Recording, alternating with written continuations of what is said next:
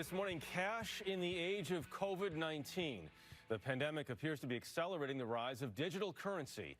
Here in the U.S., mobile payments have spiked dramatically since the outbreak. In the U.K., the BBC reports ATM withdrawals are down 60%. China's central bank has reportedly been disinfecting banknotes, while many businesses around the world are asking customers not to use cash at all. It's all making some wonder if the digital dollar is the new king of currency. Brooke Silva Braga followed the money. At the Green Market in New York's Union Square. Thank you very much. Have a nice day. The She-Wolf Bakery has a request. Please pay with card or phone. You're actively asking people not to use cash. We're not demanding it, but we're asking it, you know. Shopper Becky Shepard doesn't need to be asked twice. Germs all over, but money is very filthy. Before paying employees with the cash they get, the Mountain Sweetberry Farm says they now cook it. So there's a steaming tray with holes, and we lay the money out and steam it. Boom, clean money. Interesting. Does that make you feel more safe? Yes. Yes. Any step that we can to make us feel a little safer and to make everybody else feel a little safer, we're going to do. It's worth noting there haven't been any documented cases of coronavirus spread through cash. It survives much better on plastic, like a credit card or credit card reader. And yes, the biggest danger at checkout is probably in the air, where the droplets carrying the virus are believed to most often spread.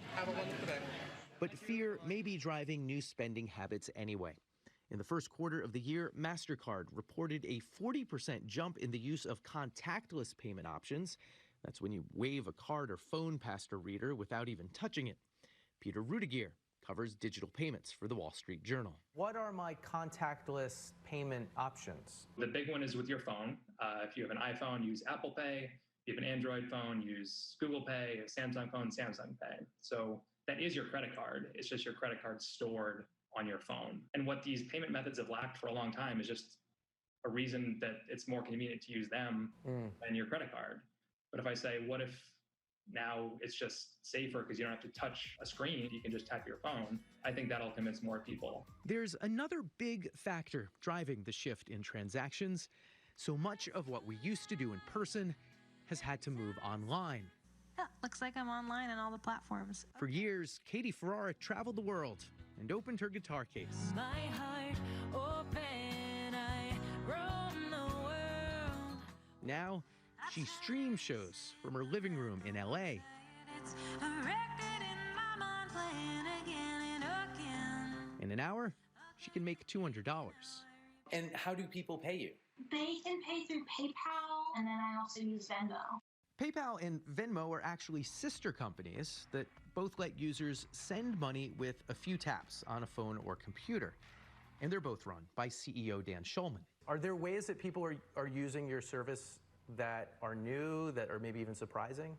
What you're seeing is an acceleration of some trends that were always happening in the background, but now are dramatically accelerating. One of them is a blurring of the line between e-commerce and traditional retail, like paying by scanning a curbside QR code and avoiding a register altogether.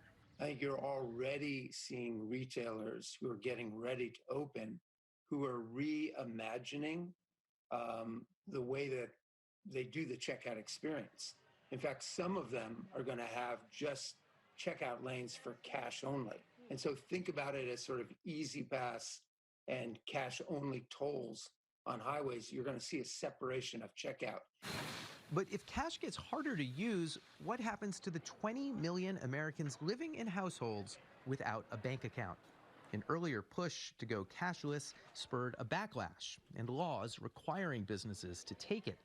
The first was passed in Philadelphia by City Councilman William Greenlee, who we profiled last fall. Telling people who do not have the ability to have credit that you can't buy a basic product is not treating people fairly. But with digital transactions here to stay, Senator Sherrod Brown is legislating in the other direction. The bill aims to get the unbanked banked. The Ohio Democrat is proposing to give every American a debit card linked to a free bank account. You'd sign up at a local bank branch or even the post office. We call it a Fed account. it would be administered through the Federal Reserve. The Federal Reserve has the technology to do this. If for whatever reason legislation like this can't get passed, do you think the private sector steps in and kind of solves this problem? No, I think there's some things the private sector doesn't do. I mean, the banks don't really seem interested in low-income people because they can't make a lot of money off them. So that's why we want to allow our post offices and our community banks working with the Federal Reserve to give people that option. That'll be $9. Your cash or Venmo. But back at the farmers market, we noticed many shoppers were still using cash. You know, we saw right when the coronavirus happened, big withdrawals from ATMs and banks. And there's something about cash that people just don't want to entirely give up. Even in the age of Corona, cash isn't quite ready to give up its crown.